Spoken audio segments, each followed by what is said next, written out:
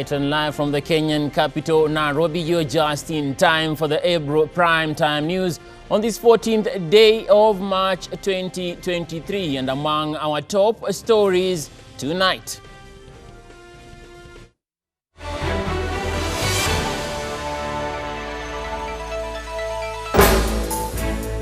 in the name of Azimio One Kenya Alliance, we declare that Monday, March the 20th will be a public holiday, says Azimio leader Raila Odinga in preparations for mass action. Because of that, Monday is on. We declare that Monday the 20th of March will be a public holiday.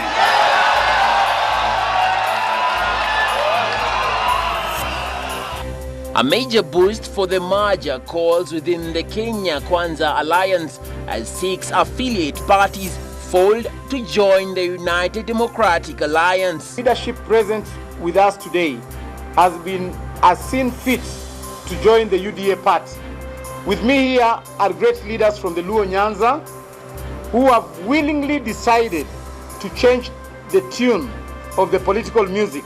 Construction of Aurora and Kimwarel multi-million dam projects to continue after Kenya and Italy strike a deal to withdraw court cases filed against Italian farms. We've also committed in good faith to re-establish cooperation on the construction of Aurora, Kimwarel and Itare dams and other water and sanitation projects which are critical to our agenda on food security, delivery of water, and climate action.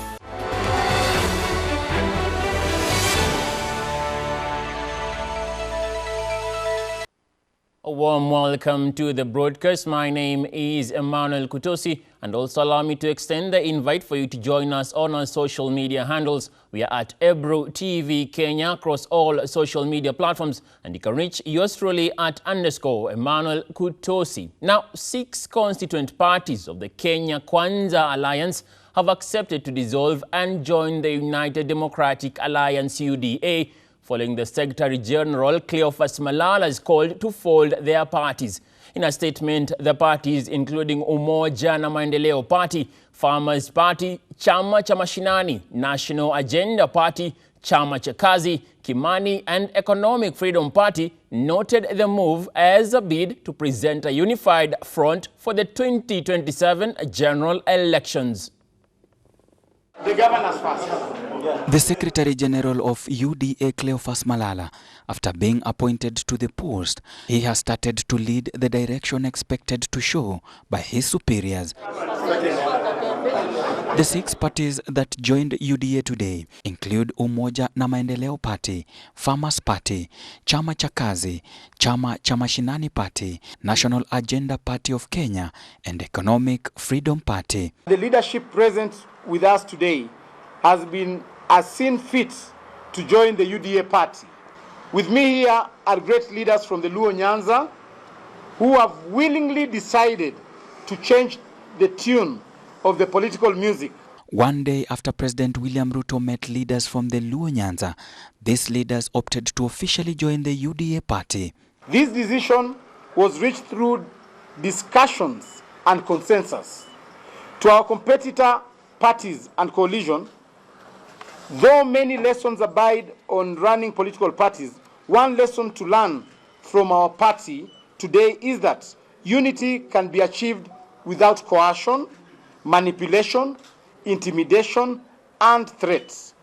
If all parties expand the space for inclusivity, the sum effect is an improved democratic atmosphere that serves us all as Kenyans. Leaders of 6 political parties associated with the Kenya Kwanza officially joining UDA party. The former governor of Nairobi, Evans Kidero, was among the leaders in today's merger. So we are joining a party that cares about its people, not a party that, like the one we've left, that chaos. He is only interested in chaos. He's only interested in doing things for themselves, but not for the people who've elected them. For me, there are three reasons why I am moving from the so-called ODM to UDA. One, I subscribe to the manifesto of UDA, the manifesto that considers that person down there as the person that is important in governance equation of this country. Former Kisumu Governor Jack Ranguma praising the government of President William Ruto while criticizing the Azimio coalition, claiming that there has been high level of selfishness in the party. You have seen what ODM does. At the family level, I will not be able to inform you because you know yourself what you do. But at the party level, at the level of ODM, you know what happens. It's not what happened. What happens every day. In 2013, yes, I got in. 2017, the party, the votes were being counted in the bush, somewhere in Nyakachi. We will continue welcoming more leaders from all corners of our country. UDA as a home has enough rooms for everyone. Prime Cabinet Secretary Musalia Mudavadi's Amani National Congress Party has strongly protested that his party will not disintegrate, saying it's not the right time. Ningependa kuambia Wakenya kwamba chama kiko imara, ile mambo ilikuwa inasemekana hakuna. Na hawa viongozi wako hapa, wako tayari. We have rolled out recruitment all over the whole country. So we are ready as a party and we are moving on. We are in Kenya Kwanza. We are fully supporting His Excellency William Samoei Ruto. During an interview with media, Deputy President Rigathi Gachagua has distanced himself from Cleophas Malala's statement, saying Malala is on a mission to make UDA party vibrant. Probably his style is a little bit different. I have discussed with him. We don't want to coerce anybody to fold up. That is not necessary. He can make an invitation for people to fold up and join UDA. They don't have to. Until we have our presence felt in all counties by having active officers and office bearers in Nyanza, we will have a peaceful election that will give birth to vibrant leaders that Kenya has never seen before. Most of the leaders here are going to participate in our national elections. We're going to have all our seats opened so that when we have our NDC, we want to see an organizing secretary or a vice chairperson emanating from Luo Nyanza. And I believe we have able leaders here today who are going to take up those positions. For Ebrutv, Amode Francis. To receive them into our party. Now, Kenya and Italy have agreed to remove non-tariff barriers in their bid to stimulate trade and investment. The two countries say they will negotiate on the avoidance of doubt taxation agreement that will usher in higher levels of foreign direct investments. Speaking at State House Nairobi during the state visit by Italian President Sergio Mattarella, President Dr. William Ruto said they have shared views about opportunities to improve the balance of trade between the two countries.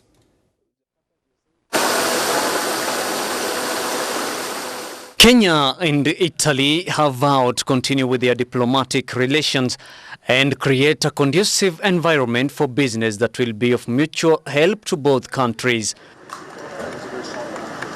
President William Ruto said Italian President Sergio Mattarella will have strong cooperation in the areas of agro-industrial, ICT and biofuel projects. The president said the Italian president's tour will provide Kenya with the opportunity to discuss modalities of enhancing trade and investment between the two countries.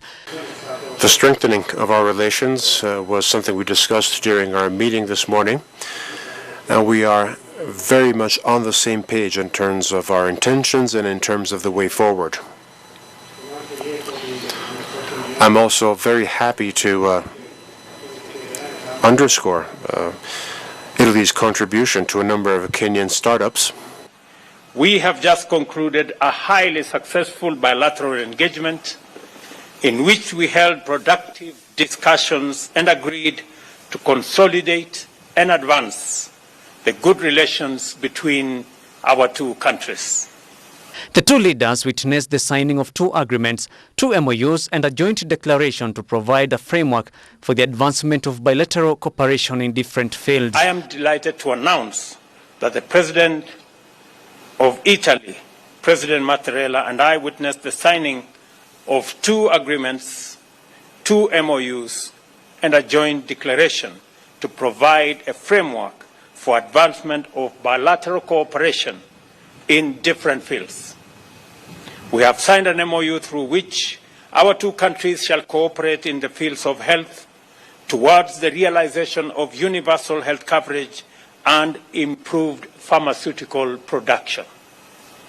We have also signed an MOU on bilateral consultations that will be established and set guidelines for the conduct of political consultations at the respective ministries of foreign affairs. President Ruto explained that Kenya and Italy had further committed to re-establish cooperation on the construction of Aror, Kimorel and Itare dams. The two leaders noted that the projects are critical to the government's agenda on food security and climate action. We've also committed in good faith to re-establish cooperation on the construction of Aror, Kimorel and Itare dams and other water and sanitation projects which are critical to our agenda on food security, delivery of water, and climate action. And I'd like to go back to what President Ruto said so wisely regarding the climate and the climate emergency we face. Hopefully, Nairobi can have some rain today. But of course, the drought that you have been witnessing in the region in recent years is something alarming. During the meeting, Italy committed to advance 14 billion shillings in grants and soft loans covering projects in agriculture, MSMEs, housing and urban settlement, health, the digital upper highway and the creative economy. And the important entrepreneurial activities which are conducted here and which are so stimulating.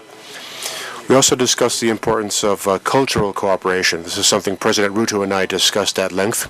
The government of Italy has also committed to advance 100 million euros in grants and soft loans covering projects in agriculture, development of MSMEs, housing and urban settlement, health, the digital superhighway, and the creative economy.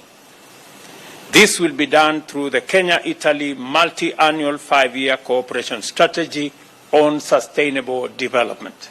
President Mattarella noted that Kenya is the strategic partner in Africa that Italy will continue to work with.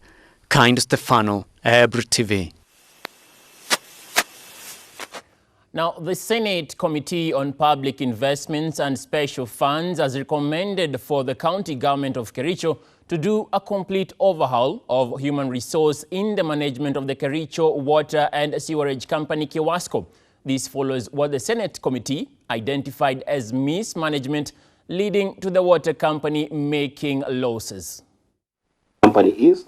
But this question in line with Article 96 of the Constitution that gives the Senate powers to protect counties and their interest, Senate Committee on County Public Investment and Special Funds has given Kericho County Governor Eric Mutai a few recommendations that will see an overhaul in the Kericho Water Company, Kiwasco, which has been making losses, which the committee says is due to mismanagement. That as part of the committee, headed by Vihiga Senator Godfrey Osotsi, has given the county 60 days to restructure the company and do a complete overhaul of the human resource. So, on behalf of the committee, we have recommended that this company be restructured in totality. The human resource, the board, and also they need to look at the performance contracting of the staff. That's the first one. In regards to the high non-water revenue that is said to be brought by corruption, the committee has recommended for the county to engage services of the Ethics and Anti-Corruption Commission in conducting investigations. Having noted the unprecedented high non-water revenue, presently at 52%, and having noted that some of these could be attributed to corruption and bribery, We recommend that you start an investigation around this, and the EACC officer who is here is more than willing to cooperate. At the same time, Governor Mutai noted that leaders should not give any excuse when few individuals are misusing public resources. I hold the view that we have no excuse as leaders to watch resources being plundered and being wasted. Also, the senators urged the county executive and the county assembly to work together to develop a water act that will help streamline operations in the water sector. The governor also said that an audit conducted on Kabianga Tea Farm, which belongs to the county government, reveals that it has been making losses and seeks to deal with the situation. Among these other company and the issues that you have raised, when I took over as the governor, there was also an entity in Kericho called Kabianga Tea Farm that belongs to the county government. It's around 320 acres. When I look into what they've been reporting, for 4 or 5 years, they've been recording zero profit. The Senate committee has directed the county to provide a mapping of Kewasco assets and liabilities while issuing steps the county has taken to deal with non-statutory dues and file the report within 60 days. All right, thank you, Samson Jura, for that story. That brings us to our first break of tonight's bulletin. Stay tuned, we'll be back after this short commercial break.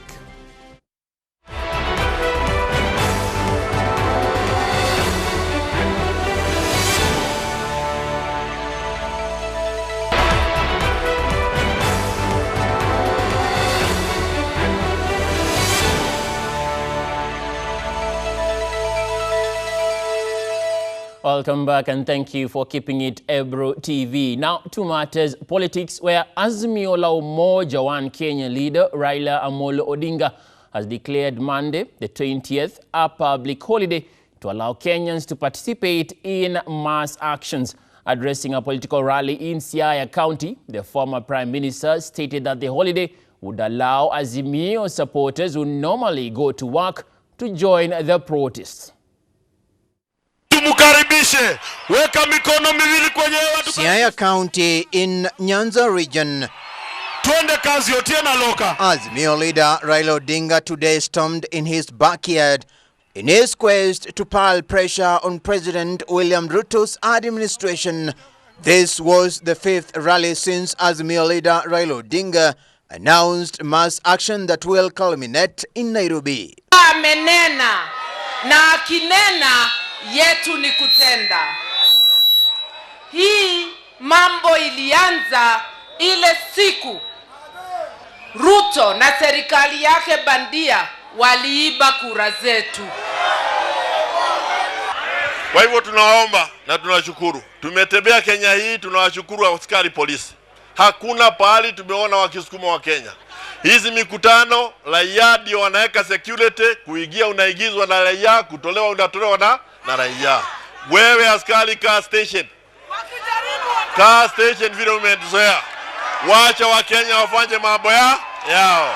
Azimio leader Raila Odinga declaring Monday, March 20th as a public holiday to allow Kenyans to participate in the mass action.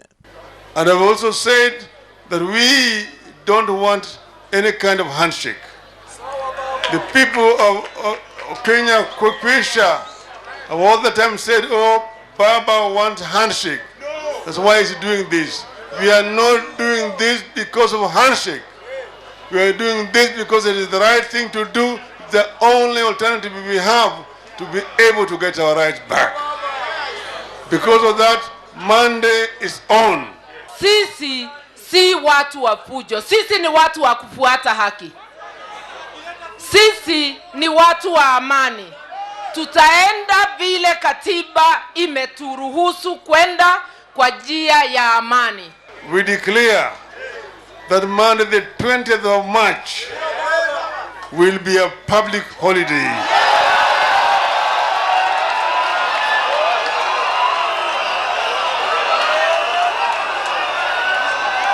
Hello? Hello? As many of that opinion say aye, as many of the counter opinion say no, the ayes have it.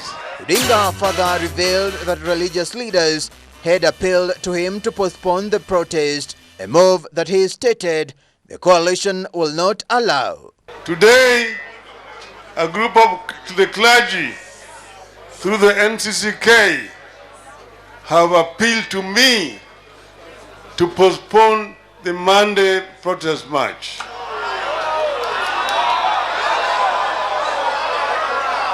I want to tell them in response that we people of Azimio came to the conclusion that we need to have a protest march after our ultimatum was completely ignored. Secondly, this is going to be a very peaceful procession. And that's why we've said we don't want any kind of violence, we don't want any bloodshed. It's going to be peaceful. Raila on 22nd February this year gave the government a 14-day ultimatum to address the high cost of living, recruitment of IEBC commissioners, and opening of its servers. Davis Mberia, Ebru News.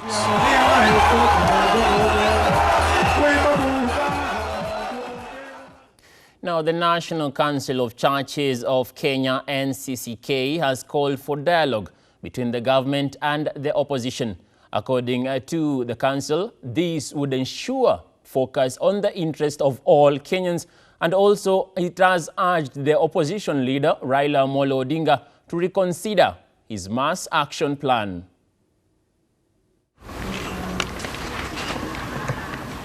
Message to His Excellency, the President of the Republic of Kenya.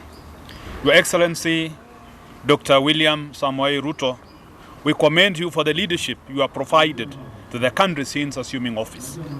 Having settled in office, we now urge you to lead your administration on focusing on solving the problems Kenyans are going through.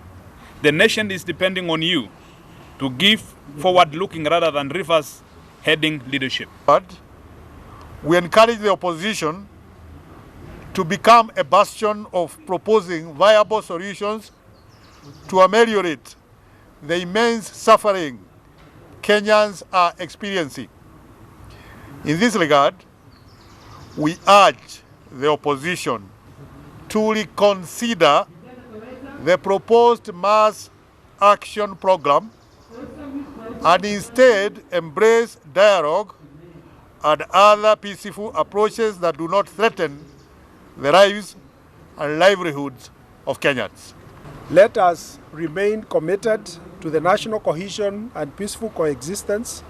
We need to firmly resist developing solutions, resist political and social leaders who drive divisions and bitterness, and embrace on those who focus on developing solutions for the challenges we are experiencing. In this regard, let each of us deliberately engage in public participation in forums and opportunities, taking every opportunity to influence policy and decision-making process. We should not leave the destiny of our families in the hands of politicians alone. We conclude by calling all Kenyans to treasure and to take opportunity to participate in governance and decision-making processes at all levels. We have a chance and a mandate to ensure that those in leadership at different levels focus on service delivery so as to make our lives better. Within the political realm, 5 members of County Assembly have been ejected from various House committees within the Kirinyaga County Assembly after attending a meeting that was arranged by the Kirinyaga County Woman Representative. Representing the affected MCAs, lawyer Sospita Mwangi said the right procedure was not adhered to during the exercise of revoking their appointments, saying the MCs were not informed of the allegations against them prior to the action. The affected MCAs are now calling on UDA Secretary General Cleophas Malala to intervene. The 5 MCAs withdrawn from their leadership positions in Kirinyaga County have written to the UDA Secretary General to intervene and investigate the allegations leading to their discharge. This saga took place after a number of Kirinyaga County Assembly members attended a meeting that was being hosted by Kirinyaga Woman Representative, a meeting that led to dismissal of a number of MCAs from their role in a number of House committees. Sioni ati jinsi ati utangolewa kwa sababu ulienda function ya women rep ama mwakilishi wa wanawake Kirinyaga ambaye anaitwa Kasheri. Jana nilitolewa committee, vice chair wa committee ya lands, na hawakuwa na allegations za kutosha za kututoa kwa chama, lakini wanasema walitutoa kwa committee vice chairs juu tulihudhuria mkutano ya women rep. Nauliza, kwani ni makosa tulifanya kuhudhuria hiyo mkutano ya women rep?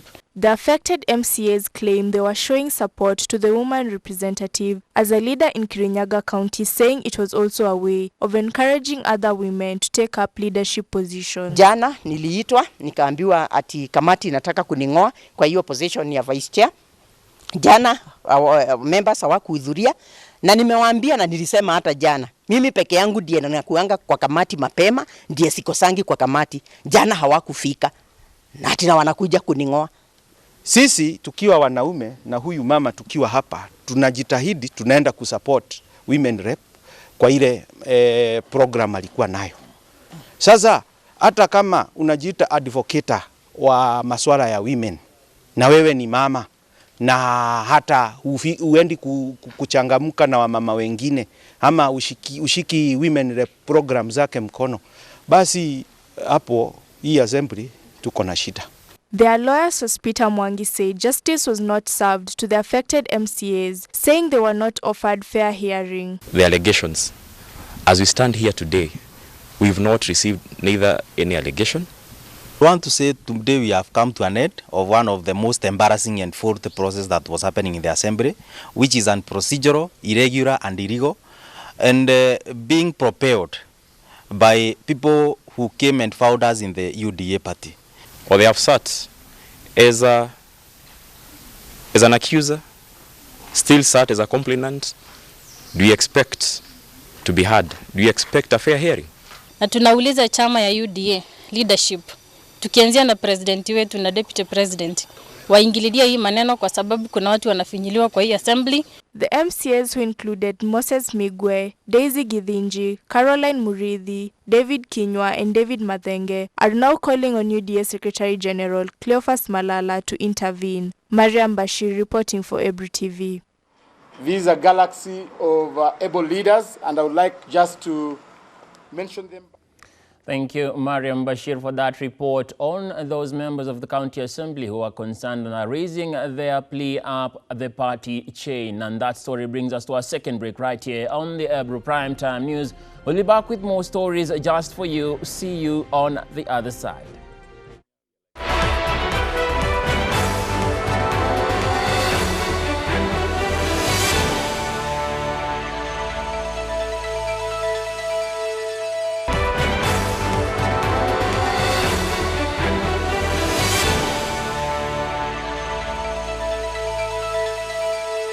Welcome back and thank you for keeping Ebrutv, and allow me to also remind you to keep it interactive on our social media handles. We are at Ebrutv Kenya across all social media platforms, and remember to reach out to me at _Emmanuel Kutosi. I will be going through some of your feedback at the end of this broadcast. Now, the government will in a month's time make a decision on whether to increase university fee amid the financial crisis currently affecting higher institutions of learning. According to the Ministry of Education, they were awaiting recommendations from the Presidential Working Party on Education Reforms Task Force before addressing the situation. In the wake of a financial crisis in higher institutions of learning, some of the universities have opted to either scrap some courses or send a part of their workforce home as one way of addressing the funding issues. The issue of quality, access and funding will always remain a trilemma. And so we are continuously working to address these issues using a multi-pronged approach. According to the Principal Secretary for Higher Education and Research, Dr. Beatrice Muganda, the government was aware of the funding challenges facing all universities, terming it a global problem, adding that the state was keen to improve the quality of education with focus on innovation as one way of raising funds. As a government, we have not made any statement about fee increment. We have not pronounced any fee increment. Not say that the government is not funding, we get funded, but the demand for higher education and university education in this country and even outside this country has grown and has expanded. So we will say that the funding has also just to grow with the expansion of university education. This came as it emerged that the financial crisis was compromising the quality of education in universities due to lack of enough personnel and infrastructure. Worries are there, yes. We need finances, yes. But I don't think we are going to fold the universities and close them because we cannot manage them financially. We just need to be innovative and creative in terms of how we can continue running the academic programs of quality. The chairman of the Commission for University Education, Professor Chacha Nyaigoti, defended universities that had either scrapped some of the courses or were sending part of their workforce home, adding that they were looking for innovations to address the challenges. No government has been able to fund higher education alone. Funding of higher education requires partnerships. And these are some of the solutions we are turning to raise funds for our universities. We are also encouraging universities to talk to donors and mobilize resources from donors. Universities are asking for funding. You know, if you want to increase the number of people that are teaching in the universities, you have to increase the funding, because once you get more people, it means there is more cost. So, but it's not just about the lecturers, it's also about facilities and it's also about resources. Last month, universities proposed to increase fees from 16,000 Kenya shillings to 48,000 Kenya shillings for new government-sponsored students joining in September this year in order to deal with the financial crisis the institutions are facing. Diligently. It's just a matter of this raised an uproar by stakeholders, saying this will make the higher education be out of reach for the ordinary Kenyan children.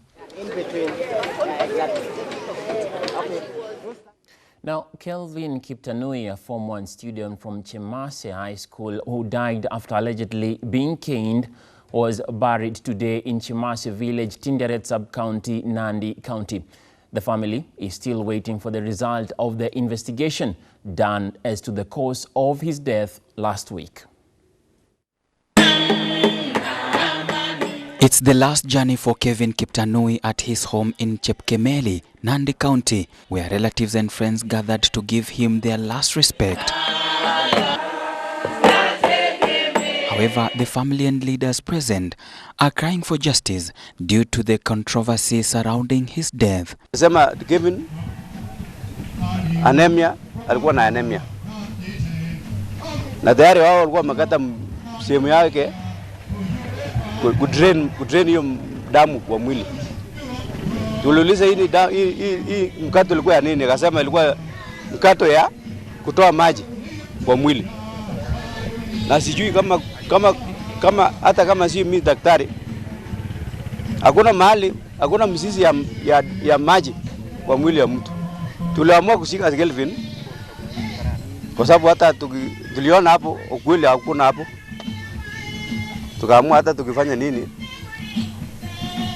still Kelvin amekufa. Others seem to doubt the outcome of the pending report. Tungependa kabla vile huyu mtoto ameletwa hapa, ule mwenye alitenda hiki kitendo akuwe ameshikwa, ako ndani, ambapo kila kitu ikifanyika lazima huyo jamaa akuwe ako ndani. Mbona tunashika mtoto na hatuoni haki, na tunatarajia hii haki ya serikali itutendee haki, si maneno ya kuenda kona. Nimepima hii maneno vile imeenda, nimefanya investigation yangu kwa akili yangu, hii maneno inaenda ikipoteanga. As a school, tomorrow we shall have a meeting of the board where the teachers will be summoned to appear before the board and answer to the charges of corporal punishment. DCI officers together with the Chemase School Board have promised to proceed with investigations of the incident. Lakini kama viongozi wa area hii tungependa tu kuomba ya kwamba relevant authorities ya serikali vile sahi tumepata kujua ya kwamba autopsy imechukuliwa upande ya Nairobi for further postmortem. We hope that we're going actually to find the right results.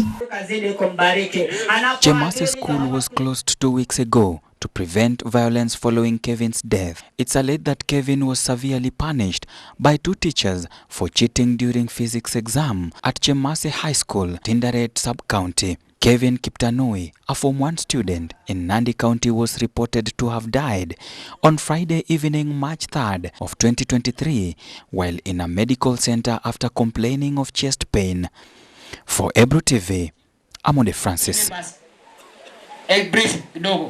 Well, may he rest in peace. Now, security officials in Garissa County have started the process of zoning border operators within the county with an aim of reducing crime rates associated with the riders. Police Commander James Ngetich said they are targeting to register at least 1,000 border operators in the next 10 days. Increase in crimes such as theft, smuggling of drugs, illegal immigrants, and weapon possession has been a security threat to Garissa residents.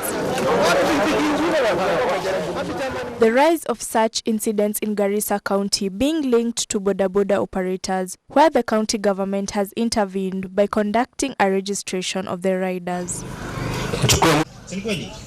Speaking at the registration launch in Garissa County, Police Commander James Ngetich said they are targeting to register at least 1,000 border operators in the next 10 days and zone them according to wards and stages they will operate in. Kuanzisha kwa kusajiliwa kwa bodaboda. Hii ni mpango ambaye tuko naye katika sub-county ya Garissa kuhakikisha kwamba bodaboda zote zimesajiliwa, na tuko na matumaini kwamba kufikia mwisho wa mpango tutakuwa tumesajili pikipiki zaidi ya 1,000. Tunapeana muda kwa sababu kitu ikianza kawaida kuna wale wavivu, wale wanajivuta, tunawapea siku 10 wao wamejisajili wote. Wa bodaboda wote wahakikishe kwamba wamejiandikisha katika mpango ili tusaidiane pamoja. Umuhimu wa mpango kwanza ni katika udumishaji wa usalama. Kitu ya pili ni upande wa usalama barabarani, na kitu ya tatu ni kuhakikisha kwamba tunawajua wanabodaboda wetu wote kiasi kwamba kama kuna mhalifu kati yao tunaweza kumtambua mapema na kumchukulia hatua. Ningewasihi pia wanabodaboda wenyewe watusaidia kwa kuweka nidhamu na kutupasha habari kuhusu wale wahalifu na watu wenye wanaendelea kuharibu usalama katika mji wetu wa Garissa. Chairman of the Border Operators Association, Maxwell Otieno, urged the riders to comply with the request and to report the lawbreakers to ensure peace in the area. Nafikiri kwa jambo la leo ni jambo kubwa sana na la muhimu kwa watu wa bodaboda upande wa 15 na especially Garissa County, kwa sababu nafikiri ili jambo tulianza kitambo na kufikia mahali tumefika tuko na hatua kubwa sana. Kitu ya kwanza, insecurity itarudi chini kabisa, maana kwa stage hizi ambazo tumehifadhi siku ya leo kila mwana bodaboda atakuwa anatambua mwenzake, na upande wa ile maneno yasemekana ya kwamba mwana bodaboda ni wakora itakuwa ni ngumu kufanyika, na tena itasaidia upande wa serikali kwa kutambua mhalifu kwa haraka. Hii mpango tumeona ni mzuri kwa vile itatuleta tukue na wazo moja na unity moja. Leo tulikuwa na launching upande wa 15 ward. Hii mkakati tumetengeneza, tunataka kutoa wale wahalifu wanajificha upande wa bodaboda. Tumemark hizi stage kama 15 imepewa kala ya yellow, but kila stage pia ina kala yake. Sasa kuanzia leo tukiendelea tutakuwa tuna identify huyu ni mwanabodaboda na ni wa stage fulani. Garissa residents have been reassured of a reduction in crime rates and enhancement of security in the county, which is steadily moving towards streamlining the boda industry. Mariam Bashir reporting for Ebrutv. Thank you, Mariam Bashir, for that report. We now go on to Embu County, where officers from the Meteorological Department in Embu have warned farmers of below normal rainfall and asked them to prepare adequately to be able to use the little rain that will come about to be able to rear that crops that will be resistant and be able to produce as fast as possible. Embu County has two ecological zones, mainly the highlands, and the weatherman has predicted rains of up to 500 ml, while the lowlands of Mbere will receive 300 ml and below. County meteorological officers led by Migwi Kamau have urged farmers to prepare their farms and be ready for water harvesting. Leo tumekuwa na meeting ya PSP leo. Tumeweza kuwa na forecast ya leo ya hii msimu wa mvua ya March, April na May. Tumeona itakuwa mvua itakuwa kiasi kidogo kuliko ile ya kawaida, ile tunaita below normal. It will be below normal tending to, so the distribution will be fair towards poor. Na we also seen that part of it, larger part of Embu, itakuwa ina possibility of receiving more than 300 millimeters of rainfall. So we can advise the farmers that that amount of rainfall is possible to support maize production. So tuna advise wapande mahidi na itaweza kukua. The weatherman indicated that the rains will be poorly distributed below normal and near normal and are expected from mid-March and late May. So we have observed that the upper side, the tea growing zone, they are going to receive rainfall of over 500 millimeters of rainfall. But toward the lower side, they are going to receive rainfall below 400 millimeters, and some other areas in Mavuria, Makema and Kiabere, some of them are going to receive even less than 300 millimeters of rainfall. So those people, we are advising them that they should do water harvesting. Whatever amount of rainfall they receive, they should do a lot of water harvesting so that they can have sufficient water for their use during this period. And again, we also advise them they should choose the correct variety of plants they can plant that are going to be drought resistant, which are going to survive with the little amount of rainfall they are going to receive. County Crops Development Officer Mureithi Genesio has reiterated on the importance of early planting, urging farmers to heed the call from the Meteorological Department and prepare their farms. Kwa jina naitwa Mureithi Genesio, the County Crops Development Officer, Embu County. Kulingana na ule utabiri tumepewa na Department ya Meteorological Department, tumeshaambiwa kuwa mvua itakuwa kidogo ama kukaribia kuwa ile ya kawaida, na kwa wakati huu tunawashauri wakulima waanze kupanga mashamba yao mapema. Pia kwa kila zoni yenye mkulima ametoka apande zile mbegu zinakuwa haraka. Pia aweke ile mikakati ya kuvuna maji kwa mashamba yao na kuhakikisha kila activity yenye wanafanya kwa mashamba yao wafanye mapema ndio waweze kunufaika na mvua ambayo itakuwa kidogo. County Director of Livestock Production Stephen Musioka has called on farmers to start rearing high-yielding livestock and plant grass that is favored by the weather from the specific areas in the region. Kulingana vile tumeambiwa na mtu wa Meteorological Department, mvua itakuwa chini kidogo, na kwa upande wa mifugo mimi nataka kuadvise wakulima wetu ya kwamba wapande nyasi ile inataka mvua kidogo. Katika hii Embu County tuko na zone 3, kuna zone ya juu, kuna zone ya katikati na kuna zone ya chini. Zone ya juu na ya katikati tunasema wapande nyasi ile inaitwa Bricaria, Napier na Mboma Roads. Pia na zone ya katikati wapande hiyo. Lakini zone ya chini tunawaambia wakulima wetu wapande nyasi ile inaitwa wapande Mboma Roads, wapande ingine inaitwa Langurosis Supamba, wapande ingine inaitwa Sengras Liaris. Na Kitu ingine nataka kwa advise wakulima ni kwamba wafunge mifugo ile ina dhamana, ile inatoa mazao kwa high-yielding animals. Rains are expected in different parts of Kenya from mid-March this year. Kind of Stefano, Ebrutv. Well, I guess the good news is that we are expecting rain, and that wraps it up for the Ebro Primetime News tonight. Thank you so much for your valued company. My name is Emmanuel Kutosi, and from all of us right here on Ebro, it is a good night to you, and also be yourself. Everyone else is taken. Good night. God bless.